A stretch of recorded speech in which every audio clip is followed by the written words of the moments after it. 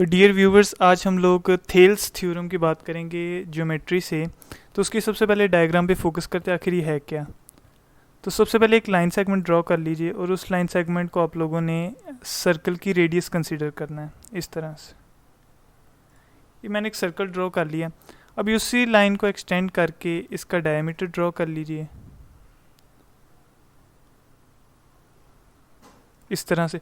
अभी हमारे पास दो सेमी सर्कल्स आ गए हैं, एक ऊपर वाला और एक नीचे वाला।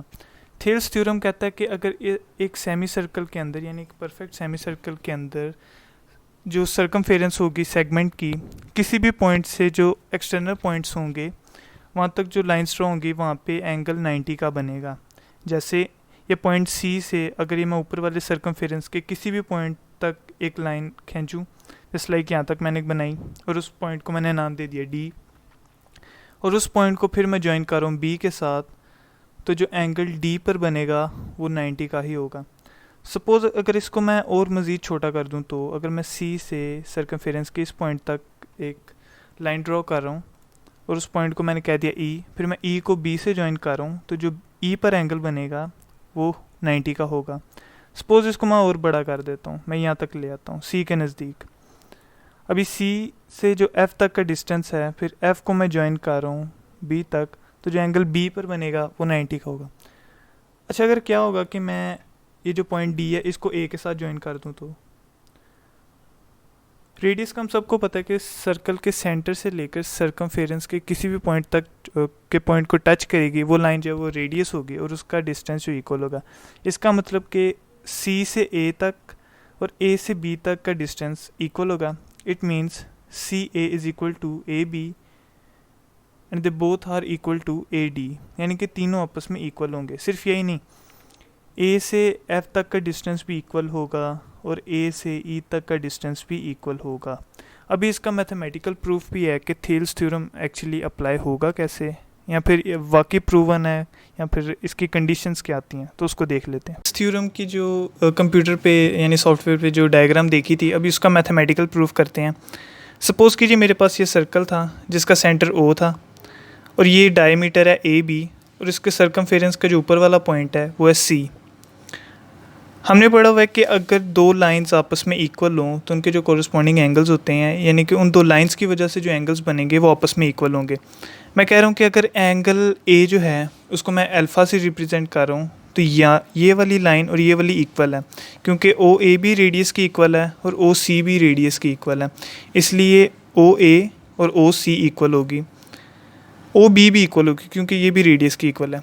अच्छा, अगर मैं एंगल ए जो है उसको अल्फ़ा कह रहा हूँ, तो अगर ये लाइन भी इक्वल है तो इसका मतलब ये वाला एंगल भी इसकी इक्वल होगा, इसलिए मैंने दोनों को अल्फ़ा लिख दिया और ये मैं छोटी सी दो लाइनों से इनको रिप्रेजेंट करूँ कि ये आपस में इक्वल हैं।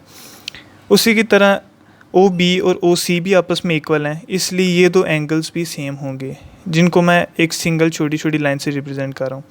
एंगल बीटा और एंगल बीटा ये भी दोनों आपस में इक्वल होंगे। Radius of circle with centre O A O is equal to B O is equal to C O, यानी कि जो तीनों लाइंस हैं ये रेडियस की इक्वल हैं। मैं छोटा सा आर रेडियस के लिए रिप्रेजेंट कर रहा हूँ।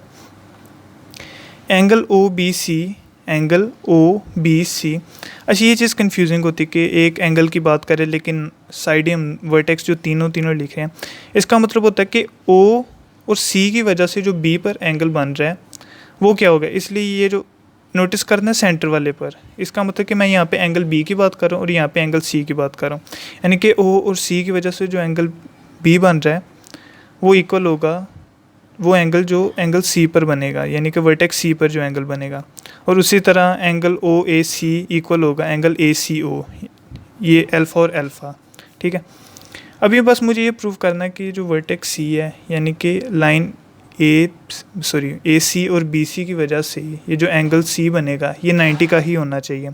हमें पता है कि एक ट्रायंगल के अंदर मैक्सिमम एंगल जो है वो 180 डिग्रीज़ का हो सकता है। इसका मतलब उसके तीनों एंगल्स का सम उतना होगा।